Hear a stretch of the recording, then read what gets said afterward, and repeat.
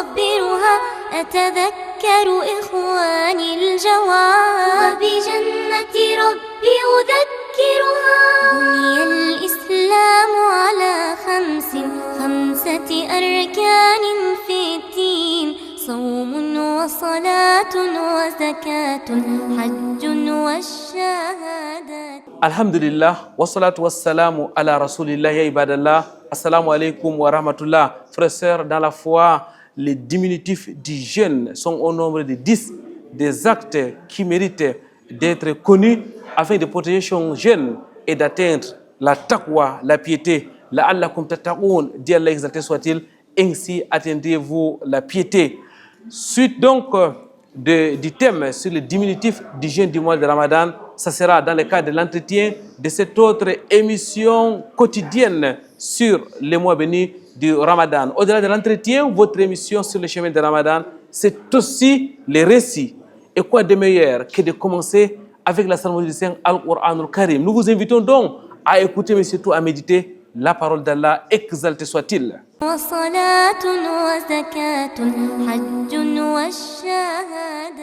بسم الله الرحمن الرحيم أرأيت الذي يكذب بالدين. Ici, Ara'aïta, nous avons la lettre Ra qui est avec At-Tafkhim. Ara'aïta, Ara'aïta alladhi. Le mot alladhi, n'est-ce pas? Alladhi, c'est pas allazi. Ara'aïta alladhi yukadhibu. Yukadhibu, la lettre Dal qui est doublée. Yukadhibu biddin et biddin. Ici, nous avons al-maddul aridu lis-sukun. Et ce mad, on l'a dit, on peut faire 2, 4 ou bien 6 harakat de notre choix. Mais si on opte pour un choix, on doit garder ce même choix, n'est-ce pas, jusqu'à la fin de la sourate. Ici, nous on va faire donc at-tawassut. Et en faisant donc ce mad, il faudra éviter de le lire du nez. Si vous faites Ara'aïta alladhi yukadhibu biddin, biddin, là ce sera du nez que vous serez en train de lire ce mad. C'est pas correct. Biddin. Ara'aïta alladhi yukadhibu biddin. Wa salatun wa zakatun hajjun wa رب اشرح لي صدري ويسر لي امري واحلل عقدة من لساني يفقهوا قولي. اللهم لا علم لنا الا ما علمتنا انك انت العليم الحكيم. رب زدني علما. Mesdames, Mademoiselles, Messieurs, une fois de plus, ahlan wa sahlan wa marhaban bikum. Bienvenue sur ce plateau de votre émission sur le chemin de Ramadan. Bienvenue dans l'enceinte de la mosquée Ar-Raouda. Nous sommes à Douala, la cité économique du Cameroun. Nous continuons avec notre thème d'hier, les diminutifs du jeûne du mois de Ramadan. Avec nous, les mêmes invités, notre frère Abdurrahman Boubacarry. Assalamu alaikum wa rahmatullahi wa barakatuh. Wa alaikum salam wa rahmatullahi wa barakatuh. Frère Abdurrahman Boubacarry, nous étions là avec vous hier. Nous avons parlé des diminutifs du jeûne du mois de Ramadan. Ce sont des actes qui effacent, suppriment ou alors diminuent les récompenses du jeûne du mois de Ramadan. Vous l'avez rappelé lors de la précédente émission. Alors, à titre de rappel, frère Abdurrahman Boubacarry, quels sont ces actes? Alhamdulillahi wa kafa wa salatu wa salamu ala ibadihi alladhina astafa. Louange à Allah et prière et bénédiction d'Allah sur le sceau des prophètes. Ces 10 actes en réalité renvoient tous aux actes de la langue, c'est-à-dire les péchés qui proviennent de la langue. Et nous les avons résumés en disant inna munaqqisati ajri as-sawmi asharatun kamilatun ya qawmi, c'est-à-dire ils sont au nombre de 10 ces actes-là. Premièrement, az-zuru wal ghibatu wan namima واللغو والسخرية الذميمة والجهل والرفث منه الصخب وكثرة الجدال ثم الصب. Donc il y a le mensonge, ensuite la médisance, la calomnie, les paroles futiles et inutiles, le mépris ou bien le dénigrement des uns et des autres. Et également il y a les paroles obscènes, il y a les bruits, les disputes et enfin les insultes et les injures. 10 actes, mesdames, mademoiselles, messieurs, à éviter pour protéger son jeûne, pour éviter donc de perdre les récompenses liées au jeûne du mois béni de Ramadan. Frère Abdurrahman Boubacarry, nous allons cette fois-ci nous arrêter sur chaque acte. Vous avez d'abord commencé par les mensonges. En quoi consistent les mensonges? Le mensonge, en réalité, les savants l'ont défini en ces termes. Le fait que vous dites quelque chose qui n'est pas en adéquation avec la réalité des faits. C'est ça en réalité le mensonge. Et le prophète sallallahu alayhi wa sallam nous l'a interdit en tout temps en disant Iyyakum wal kadhib, je vous mets en garde contre le mensonge. Et particulièrement pendant le mois de jeûne, ça devient encore plus interdit. Parce que nous savons qu'en islam, il y a des actes comme ça. Le mensonge, par exemple, est interdit. Mais lorsque c'est un dirigeant qui ment, c'est encore pire et grave. Et gravissime même à la limite. Parce que le prophète sallallahu alayhi wa sallam disait en réalité, Al-Malikul Kadhab fait partie des gens que Allah subhanahu wa ta'ala ne va même pas les regarder. Parce qu'il n'a aucune raison de mentir en réalité puisqu'il n'a peur de personne. La udra lil maliki hina yakdibu, laysa yarhabu wa yarhabu. Donc il n'a pas à avoir peur en réalité. Pourquoi il ment? De même, un pauvre qui est orgueilleux, quelqu'un qui est pauvre, pourquoi il devrait être orgueilleux en réalité? Et également un fornicateur, un vieillard qui est fornicateur. Il n'a aucune raison, même comme la fornication est interdite pour tout le monde, que ce soit le jeune ou bien le vieillard, mais pour le vieillard c'est encore pire. C'est la même chose donc avec le mensonge qui est pire pour le jeûneur. Donc lorsque vous faites le jeûne et que vous mentez en réalité, cela va impacter considérablement sur la récompense du jeûne. C'est la déduction que les savants ont faite. Sinon le prophète sallam n'aurait pas évoqué cela en disant Man lam yada qawla zur wa la amala bi falaysa lillahi hajatun fi an yada ta'amahu wa sharaba. C'est-à-dire celui qui ne renonce pas à la parole mensongère et à la pratique du mensonge tel que la tromperie, alors qu'il sache qu'Allah subhanahu wa ta'ala n'a pas besoin en réalité de son jeûne. Il se fatigue tout simplement. Cela ne veut pas dire qu'il laisse de jeûner. Non, il va jeûner, mais il n'aura pas de récompense. Sa récompense sera tout simplement la faim pour se débarrasser, pour ne pas rembourser après le mois de Ramadan tout simplement. Mais il n'aura pas les récompenses complètes du jeûne, comme Allah subhanahu wa ta'ala a dit dans un hadith qudsi, as-sawmu li wa ana ajzi bi. Le jeûne, ça m'appartient et c'est moi qui donne les récompenses. C'est Allah qui le dit dans un hadith qudsi. Donc toutes ces récompenses-là, on risque de les perdre en réalité si nous proférons de mensonges pendant notre journée de jeûne. Les conséquences sont pires qu'on ne les pensait, frère Abdourahmane Bouakari, à vous écouter lorsqu'on ment pendant les jeûnes du mois de Ramadan. Tout à fait. Les conséquences sont énormissimes, à telle enseigne que certains pieux prédécesseurs et même certains compagnons pensent même que ça annule complètement le jeûne. Ils disaient que khaslatani tufsidani sawm, et ils ont cité al-kadhib ou al-ghiba. Il y a deux actes qui annulent le jeûne. Il y a certains compagnons qui pensent que ça annule même complètement les récompenses du jeûne, le mensonge et la médisance. Les mensonges et la médisance, frère Abdourahmane Bouakari, de quoi s'agit-il exactement et quelles sont ses conséquences aussi? Al-ghibatu ou la médisance, le prophète sallallahu alayhi wa sallam l'a défini dans un hadith lorsqu'on lui a demandé mal-ghiba, il a dit dhikruka akhaka bima yakra, le fait de parler de ton frère en son absence, ce qu'il déteste entendre en sa présence. Donc si vous partez raconter sur une personne ce qu'il déteste entendre en sa présence, même si c'est vrai ce que vous dites par exemple que c'est un court type, c'est ainsi de suite, même s'il est court en réalité, c'est de la médisance, parce qu'en sa présence, vous n'aurez pas proféré cette médisance-là, vous n'aurez pas dit cette chose-là. Donc cela consiste en réalité en la définition même de la médisance. Et également, c'est grave pendant le mois de Ramadan, parce que nous avons dit tout à l'heure que donc le jeûne est déchiqueté, parce que le jeûne a été qualifié dans un hadith, avec, comme le professeur sallam l'a qualifié, c'est une citadelle qui nous protège en réalité contre l'enfer et contre les péchés également. Mais lorsque vous commettez la médisance, alors sachez que ça vient déchiqueter votre citadelle là. Ça veut dire que les balles peuvent vous atteindre à tout moment et les récompenses du jeûne seront anéanties. Parce que le prophète sallallahu alayhi wa sallam a dit, lorsque vous jeûnez en réalité, votre jeûne est accepté, ma lam yaghtab, aussi longtemps que vous ne commettez pas la médisance. Les mensonges, la médisance, mais aussi la calomnie, frère Abdourahmane Bouakari, c'est la liste des 10 actes qui suppriment ou diminuent les récompenses du jeûne. Tout à fait. Et nous savons que Abida disait, parlant du mensonge et de la calomnie, Iyyakum wal mufattirain, ay ittaqul mufattirain. Je vous mets en garde contre deux choses-là qui anéantissent les récompenses du jeûne, qui annulent les récompenses du jeûne. C'est le mensonge et la médisance. Maintenant, la calomnie, c'est que quoi? C'est naqlul kalami ala wajhil ifsadi bayna nas. Le fait de faire du colportage en réalité, de prendre la parole des gens et rapporter à l'autre de façon à s'aimer la zizanie et la discorde entre ces deux gens-là. La calomnie est également formellement interdite et elle l'est davantage pendant le mois de Ramadan en vertu du hadith de Jabir. Il a été rapporté de lui, mawqufan, qu'il disait إِذَا صَامَ أَحَدُكُمْ فَلْيَسُمْ سَمْعُهُ وَبَصَرُهُ وَلْيَسُمْ لِسَانُكَ عَنِ الْكَذِبِ وَالنَّمِيمَةِ. Lorsque vous jeûnez, il faut que votre oreille jeûne, de tout ce qui est interdit par Allah subhanahu wa ta'ala. Il faut que votre vue jeûne de tout ce qui est interdit par Allah. Il ne faut pas voir ce qui est interdit par Allah subhanahu wa ta'ala. Et il faut également que votre langue jeûne de tout ce qui est interdit comme le mensonge et la calomnie. Il a cité justement la calomnie comme acte formellement interdit en tout temps, mais ça l'est davantage pendant le mois du Ramadan.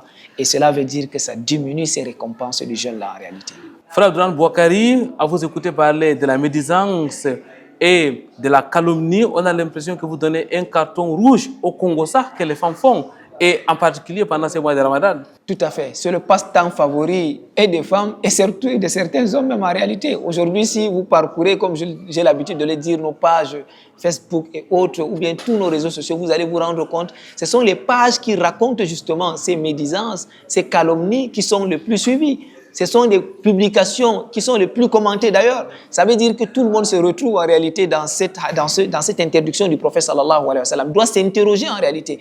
Parce que ça décrit en réalité notre société. Et justement, aujourd'hui, le colportage, que ce soit le Congossa ou bien le Japon, entre guillemets, comme on a l'habitude de l'appeler dans les réseaux sociaux, cela fait partie de nos quotidiens qu'il faut parvenir à soigner avec le mois de Ramadan. Parce que le prophète sallallahu alayhi wa sallam a dit, si on ne cesse pas ces passe-temps favoris, parce que les gens vont te dire qu'ils sont en train de perdre le temps en racontant des mauvaises choses sur les gens.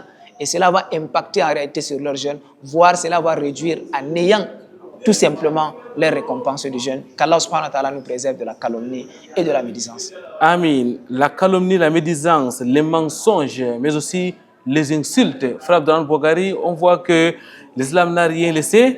Les insultes sont aussi à bannir.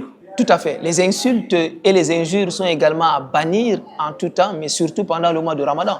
Parce que le prophète sallallahu alayhi wa sallam a dit dans un hadith rapporté par Abu Huraira, « La tusab ahadan » n'insulte personne. Si l'un de vous est en train de jeûner, qu'il n'insulte personne.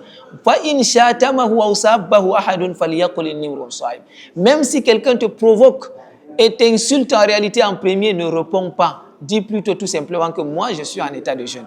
Donc, je ne vais pas te répondre. Ce n'est pas par incapacité, mais c'est parce que justement, je vais préserver mon jeûne. Et toi également, tu devrais faire pareil en évitant le mensonge, en évitant surtout les insultes et les injures pendant le mois de Ramadan, particulièrement. Parce que si vous ne le faites pas, votre jeûne sera anéanti et vos récompenses seront réduites à néant. Donc, il faut éviter à tout prix les insultes et les injures pendant le mois de Ramadan spécifiquement, mais en tout temps en réalité. Jazakumullahu khairan, frère Abdourahmane Bouakari. Mesdames, mesdemoiselles, messieurs, nous allons marquer notre pause. Nous allons introduire la rubrique des récits.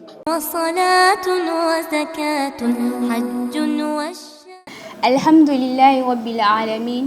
والصلاة والسلام على نبينا محمد وعلى آله وأصحابه أجمعين أما بعد السلام عليكم ورحمة الله وبركاته. Chers fidèles téléspectateurs, bienvenue dans votre rubrique Les Récits. En ce jour, nous allons parler à propos des épouses du prophète sallallahu alayhi wa sallam.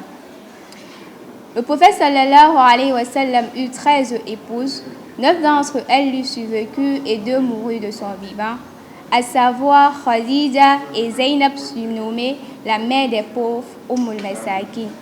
Et 2 mariages du prophète sallallahu alayhi wa sallam ne furent pas consommés. Les épouses du prophète sallallahu alayhi wa sallam sont nommées, car Allah dit dans le Coran, Sourate 33, Souratul Ahzab, verset 6, النبي أولى بالمؤمنين من أنفسهم وأزواجه أمهاتهم. Le prophète a plus de droits sur les croyants que ceux-ci n'en ont sur eux-mêmes et ses épouses sont leurs mères. De ce verset, nous comprenons que les épouses du prophète sallallahu alayhi wa sallam sont nos mères. Le prophète sallallahu alayhi wa sallam aimait ses épouses d'un amour très fort. Il était juste et équitable avec elles dans ses biens, dans le temps qu'il passait avec elles ainsi que dans son comportement. Par contre, en ce qui concernait ses sentiments, ce n'était pas quelque chose qu'il maîtrisait, car il préférait certaines à d'autres. Mais le prophète sallallahu alayhi wa sallam aimait toutes ses épouses.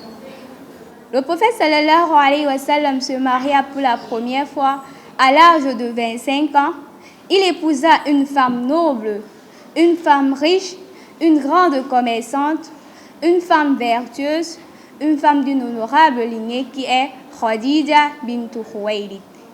Lorsque Khadija remarqua à Muhammad sallallahu alayhi wa sallam son noble caractère au point où il était surnommé As-Sadiq al-Amin, le véridique, le digne de confiance, lorsqu'elle remarqua ça en lui, alors elle transmit l'information au prophète sallallahu alayhi wa sallam qu'elle acceptait de l'épouser s'il le souhaitait. À l'époque, le prophète sallallahu alayhi wa sallam n'avait pas reçu la révélation. Alors, il demanda l'avis de ses oncles qui l'encourageaient à cela, tout en sachant qu'il était orphelin. C'est alors que son oncle Hamza, accompagné de Abu Talib, part chez la famille de Khadija pour demander sa main. Ensuite, le prophète sallallahu alayhi wa sallam l'épousa. Le prophète sallallahu alayhi wa sallam s'est marié avec Khadija lorsqu'il avait 25 ans et elle avait 40 ans. Dès les premiers moments de la révélation, alors que le prophète sallallahu alayhi wa sallam craignait son peuple sur comment allait-il les appeler à cette religion, celle qui fut à ses côtés, celle qui le renfermissait, celle qui l'encourageait était Khadija radiyallahu anha. Lorsqu'il est venu effrayé après avoir rencontré Jibril alayhi salam pour la première fois, elle lui dit: par Allah, Allah ne t'abandonnera jamais, car tu maintiens les liens de parenté, tu assumes le fardeau des faibles, tu assistes aux nécessiteux, tu traites généreusement les autres et tu défends ceux qui soutiennent les justes causes. Hadith rapporté par Bukhari. Le prophète sallallahu alayhi wa sallam eut tous ses enfants de Khadija, sauf Ibrahim qu'il eut de Maryam Uttiya, Maryam la côte. À part Ibrahim, ses autres enfants, Zaynab, Kulsum, Ruqayya, Fatima, Al-Qasim et Abdallah étaient les enfants de notre mère Khadija radiyallahu anha. Khadija décéda au mois de Ramadan de l'an 10 de la mission prophétique à l'âge de 65 ans, alors que le prophète sallallahu alayhi wa sallam avait 50 ans. Le prophète sallallahu alayhi wa sallam aimait énormément Khadija. L'amour que le prophète sallallahu alayhi wa sallam portait pour Khadija rendait d'ailleurs Aïcha jalouse. Elle dit: on dirait qu'il n'existe pas d'autres femmes dans ce monde en dehors de Khadija. Tellement que le prophète sallallahu alayhi wa sallam la citait tout le temps, parlait d'elle en bien. C'est à cette occasion que le prophète sallallahu alayhi wa sallam dit: par Allah, elle a cru à moi lorsque les gens se montraient impies. Elle a tenu pour vrai ce que je dis lorsque les gens me traitaient de menteur, et elle m'a secouru avec ses biens lorsque les gens m'en privaient, et a fait ses enfants avec moi. Hadith rapporté par Abu Daoud. Khadija radiyallahu anha a soutenu le prophète sallallahu alayhi wa sallam dès les premiers moments de la révélation jusqu'à la fin de sa vie et a dépensé son immense fortune dans le service de l'islam. Après la mort de Khadija, le prophète sallallahu alayhi wa sallam épouse une autre femme, sa deuxième femme qui est Saouda bint Zam'a. Saouda bint Zam'a était mariée à un autre homme. Il émigre avec elle après sa conversion en islam et il mourut en terre Abyssinie, soit après être revenu à la Mecque. Saouda était une femme pure et pieuse. Vers la fin de la vie du prophète sallallahu alayhi wa sallam, elle fit concession de l'une de ses nuits à Aïcha radiyallahu anha. Chers fidèles téléspectateurs, c'est ainsi que prend fin la première partie de notre récit des épouses du prophète sallallahu alayhi wa sallam. Rendez-vous pour la suite dans notre prochaine édition, Inch'Allah. Pureté et gloire, Allah exalté soit-il, Allah qui nous permet de vivre un autre Ramadan. Mesdames, Messieurs, nous parlons des actes diminutifs du jeûne du mois de Ramadan. Frère Abdourahman Boukari, nous sommes en train donc d'explorer acte après acte. Nous avons déjà commenté les mensonges, la médisance, la calomnie, les insultes. Nous continuons, Frère Abdourahman, avec les propos obscènes. Les propos obscènes font aussi partie de ces actes diminutifs du jeûne du mois de Ramadan. Qu'est-ce qu'il faut en comprendre? Ce qu'il faut comprendre en rafath, c'est qabihul kalam, c'est-à-dire les paroles grossières, les grossièretés, les bêtises, les paroles obscènes, comme vous les avez bien définies et évoquées ici. Et cela en vertu du hadith où le prophète sallallahu alayhi wa sallam disait Laysa as-siyamu min at-ta'ami wash-sharab. Le jeûne ne se limite pas seulement à s'abstenir de manger et de boire. Innama as-siyamu min al-laghwi war-rafath. Le véritable jeûne en réalité, le jeûne haqiqi, c'est quoi? C'est le jeûne où on renonce à tout ce qui est acte ou bien paroles futiles et inutiles et également les paroles obscènes. Laysa as-siyamu min at-ta'ami war-rafathi, inna as-siyama min al-athami war-rafathi. Et nous savons que ar-rafath est défini selon certains savants comme le rapport intime. Et d'ailleurs, cela a été évoqué dans le Coran lorsqu'Allah dit il vous est permis pendant les nuits du mois de Ramadan de faire le rapport avec vos épouses. Ar-Rafath ici renvoie au rapport intime. Mais ce qui est voulu dans le deuxième vers ici, c'est les paroles obscènes tout simplement. Parce que les paroles obscènes, le rapport charnel, ça annule complètement le jeûne jusqu'à ce que vous devez même faire l'expiation juste derrière. Non seulement vous devez rembourser, mais vous devez faire une expiation. Alors que Ar-Rafath, ça anéantit tout simplement les récompenses du jeûne, mais vous n'avez pas à rembourser par après. Donc ce sont les paroles obscènes, toutes les paroles qui sont interdites, telles que les paroles, les bêtises, les grossièretés, tout ce que vous dites comme grossièreté en réalité, il faut savoir que ça impacte sur votre jeûne. Et nous savons que nous marchons aujourd'hui dans nos embouteillages et autres, à moindre geste, les gens se lancent des injures, mais également des paroles obscènes, des paroles qui sont grosses, des grossièretés, des bêtises, qu'on n'aimerait même pas en réalité prononcer pendant notre mois de jeûne, pour préserver en réalité cette jeûne-là, pour que nos récompenses soient inscrites de façon complète. 5 actes. Il y en a 5 autres, frère Abdourahmane Bouakari, pour aller très rapidement. Un mot sur le reste des actes qui peuvent diminuer ou alors supprimer complètement les récompenses du jeûne. Les autres actes, il y a également les bruits qui sont suscités lors des disputes et des débats qui sont souvent très violents. Donc ces bruits-là sont également interdits pendant le mois de Ramadan parce que le prophète sallam disait dans un hadith إِذَا صَامَ أَحَدُكُمْ فَلَا يَرْفُثْ وَلَا يَصْخَبْ. As-sakhbou, ce sont les bruits en réalité. Et également dans les marchés aujourd'hui, nous allons constater cela, des discussions, mais également des mensonges même sur le prix d'achat. Quelqu'un va te dire qu'il a acheté tel à tel prix alors qu'en réalité il a acheté moins.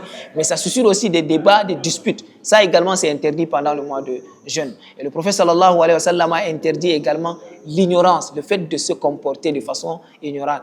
Allah subhanahu wa ta'ala décrivait Ibadur Rahman, il disait وَإِذَا خَاطَبَهُمُ الْجَاهِلُونَ قَالُوا سَلَامًا. Donc il ne faut pas se comporter comme les gens d'avant l'islam. C'est-à-dire, un de leurs poètes disait Ala la yajhalan ahadun alayna fanajhala fawqa jahlil jahilina. C'est-à-dire, quelqu'un ne se comporte pas de façon ignorante sur nous. Nous, on va faire pire que lui. Donc, il ne faut pas répondre en réalité pendant le jeûne. Il ne faut pas faire comme eux. Il faut se comporter de façon commode, tel que nous voulons que les autres se comportent envers nous. Ça également, ça fait partie des actes qui sont interdits. Et également les paroles futiles. Parce qu'Allah a décrit également les croyants, c'est-à-dire des paroles futiles. Et les Ibadur Rahman, quand Allah les a décrits, donc ils ne fréquentent pas des lieux où il y a des paroles futiles, inutiles, qui ne servent à rien en réalité. Donc il faut également éviter cela pendant le mois de jeûne, si nous voulons que notre jeûne soit validé. Parce que le prophète sallam a dit, donc le jeûne, c'est également le fait de s'abstenir de toutes les paroles futiles et de toutes les paroles obscènes. Les jeunes du mois de Ramadan en particulier, frère Abdourahmane Bouakari, est donc spéciale, particulière. C'est pratiquement une école à la discipline, une école à la patience, une école à la maîtrise de soi, à la maîtrise de son âme. Lorsqu'on vous écoute parler des actes qui sont interdits car diminuant les récompenses du jeûne, des actes qui peuvent donc empêcher d'atteindre l'objectif principal qui n'est autre que la piété, on se rend compte, frère Abdourahmane Bouakari, qu'Allah subhanahu wa ta'ala a voulu faire de cet acte-là une aubaine pour l'être humain qui, au bout de 30 jours ou alors de 29 jours, sortira gagnant et grandi. Tout à fait. Le mois de Ramadan, c'est une école, as-sawmu madrasatun, comme les non-savants disent en réalité. Donc le jeûne et le mois de Ramadan en général, c'est une école qui nous apprend à la patience, parce que le Ramadan est surnommé même le mois de patience. Le prophète sallallahu alayhi wa sallam a surnommé le Ramadan en disant que Shahrul Sabri, c'est-à-dire c'est le mois de la patience, c'est le mois où on apprend à être patient pour adorer Allah, pour se lever par exemple, pour faire le tarawih, le qiyamul layl, pour jeûner même, et également la patience pour se préserver de tous les actes interdits en réalité. Ça, le Ramadan nous entraîne à cela. Et également le fait de patienter patienter sur le destin. Parce que la faim, on a faim, mais on ne mange pas. Ça également, il faut avoir de la patience pour supporter cela, pour supporter la faim et la soif. Donc c'est très important. Toutes les parties en réalité de la patience se retrouvent pendant le mois de Ramadan. Et le prophète sallam a dit, quelqu'un n'a pas reçu de don meilleur que la patience. Parce que si on a la patience, on peut patienter pour ne pas commettre tous ces actes interdits-là. Et on va préserver notre jeûne, et notre jeûne va nous permettre de valider la taqwa, qui est la crainte révérentielle d'Allah subhanahu wa ta'ala. Donc en un mot comme en mille, le Ramadan, c'est un mois d'apprentissage pour nous permettre en réalité d'attaquer les autres mois. Si on parvient à éviter tous ces actes-là pendant le mois de Ramadan, ça veut dire que les 11 autres mois également, on peut le faire. Donc ça montre en réalité notre capacité à faire face à tous ces actes interdits-là. Parce que ces actes seront interdits même en dehors du Ramadan. Jazakumullahu khairan, frère Abdraman Boubacarry. Avant de prendre votre dernier mot, il est peut-être nécessaire de faire la différence entre les actes diminutifs et les actes annulatifs du jeûne du mois de Ramadan. Tout à fait, il faut faire ce distinguo-là parce que les actes qui annulent complètement le jeûne ou mubtilat as-sawm, ça veut dire que si votre jeûne est annulé, vous devrez rembourser au moins un jour après le mois de Ramadan, voire même plus, 60 jours par exemple pour l'expiation. Celui qui commet par exemple le rapport intime pendant les jours du mois de Ramadan, il doit rembourser, mais également il y aura une expiation à faire. Et il y a d'autres actes qui annulent, tels que le fait de manger sciemment, en âme et conscience. Si vous mangez, vous buvez pendant les jours du mois de Ramadan sans aucune raison valable, là également vous devez rembourser. Votre jeûne est complètement annulé, vous devez rembourser. Mais les diminutifs des récompenses du jeûne tels que nous avons évoqués au cours de cet entretien renvoient tout simplement à des actes qui sont interdits en réalité, que le prophète sallallahu alayhi wa sallam a doigté. Si vous le faites, votre jeûne n'est pas annulé complètement. C'est-à-dire vous n'avez pas à rembourser après le mois de Ramadan, mais vos récompenses seront annulées. Vous n'aurez pas les récompenses incommensurables du jeûne du mois de Ramadan. Voilà qui est bien dit. Or, les récompenses du jeûne sont données par Allah subhanahu wa ta'ala. Allah dit, le jeûne m'appartient et c'est moi qui les récompense. Frère Abdraman Boubacarry, le temps alloué à cette émission arrivant déjà à son terme, quel est votre dernier message à l'endroit de notre spectateur? Comme dernier mot, c'est que si nous jeûnons, il faut jeûner pour Allah subhanahu wa ta'ala parce que c'est la première condition pour que nos actes soient acceptés. C'est très important d'avoir le ikhlas, mais deuxième point, il faut que également tous nos actes jeûnent en réalité. Comme disait un poète, Man sama muhtasiban haqqan bila mayni samat jawarihuhu rijlan ila al-ayni. Donc celui qui jeûne véritablement pour Allah subhanahu wa ta'ala, alors tous ses organes vont jeûner également. Tous ses organes, du pied de ses orteils jusqu'aux yeux, doivent gêner. Et d'ailleurs, un autre disait, إذا لم يكن في السمع مني تصامم وفي بصري غض وفي منطقي صمت فحظي إذا من صومي الجوع والظمأ وإن قلت إني صمت يومي فما صمت. C'est-à-dire, lorsque mes oreilles, ma vue et également ma bouche ne jeûnent pas, c'est-à-dire les organes là ne sont pas préservés de tous les actes interdits, alors c'est que j'ai perdu tout mon temps la journée seulement pour avoir la famine et la soif, mais je n'aurai aucune récompense. Même si je dis que j'ai jeûné, en réalité, je n'ai pas jeûné parce que je n'aurai pas les récompenses du jeûne. Barakallahu fik, frère Abdraman Boubacarry, qu'Allah nous accorde les récompenses à nous, mais aussi à nos téléspectateurs. Mesdames et messieurs, merci d'avoir été des nôtres. Merci aussi à Calvin Tekam qui a assuré la partie technique de cette émission. Nous vous donnons rendez-vous demain à la même heure, même chaîne, Inch'Allah. Subhanakallahumma wa bihamdik.